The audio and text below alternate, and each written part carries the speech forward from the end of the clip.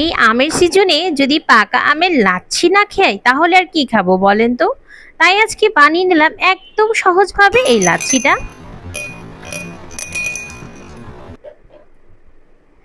আর এই ঠান্ডা ঠান্ডা লাচ্ছিটা যদি আপনি একবার বানিয়ে খান তাহলে আপনার মন প্রাণ সবকিছু ঠান্ডা হয়ে যাবে। চলুন দেখা যাক। ফ্ল্যাশব্যাক। হ্যালো গাইস, আসসালামু আলাইকুম। সবাই কেমন আছেন? আশা করছি সবাই অনেক ভালো আছেন। আরে বাবা, এই গরম এই বৃষ্টি, এক মুহূর্তে বৃষ্টি হলে তার পরের মুহূর্তে ভীষণ গরম লাগে। বাসায় নিশ্চয়ই সবার বাসায় এখন ফ্রিজে পাকা আম আছে, আর যদি থাকে তাহলে দেরি কেন, এক্ষুনি ঝটপট বানিয়ে নিন পাকা আমের দারুণ স্বাদের এই লাচ্ছি। আর এই পাকা আমের লাচ্ছি বানাতে আমাদের যা যা লাগবে তা হলো আম, আর লাগবে দই, মিষ্টি দই, আর লাগবে চিনি, আর লাগবে গুঁড়া দুধ। ব্যাস, আর কিচ্ছু না। এই সামান্য কিছু উপকরণ দিলেই কিন্তু হয়ে যাবে পাকা আমের সুস্বাদু লাচ্ছি।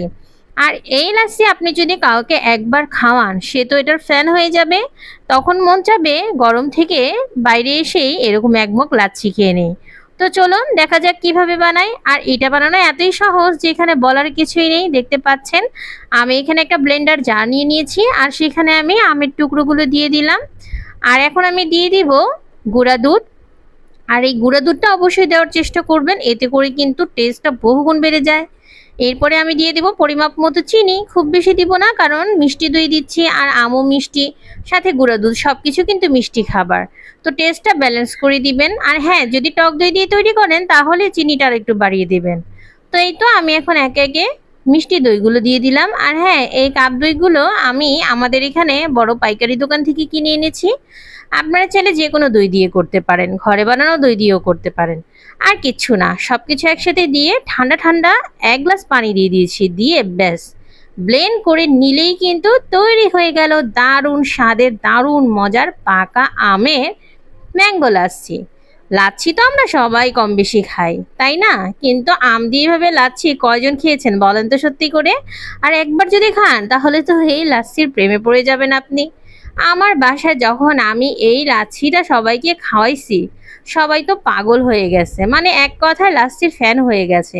এখন সবাই বলতেছে পাকা আমারও কিনে এনে সবাই নাকি এরকম লাচ্ছি করেই খাবে। তো এই তো আমি উপর থেকে এখন একটু বরফের কিউব দিয়ে দিলাম। আর এই আইস কিউবগুলো এত কিউট, কি বলবো, আর দেখতে এত সুন্দর লাগে। তো দেখেন এটার লুকটা কেমন হয়েছে, কি খেতে ইচ্ছে করছে না?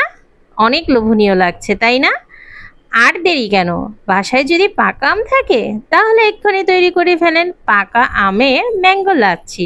আর এটা খেতে এতই মজার, আর বলবো না। এবার আপনারা বানিয়ে খেয়ে নিন। সবাই ভালো থাকবেন, সুস্থ থাকবেন। আল্লাহ হাফেজ।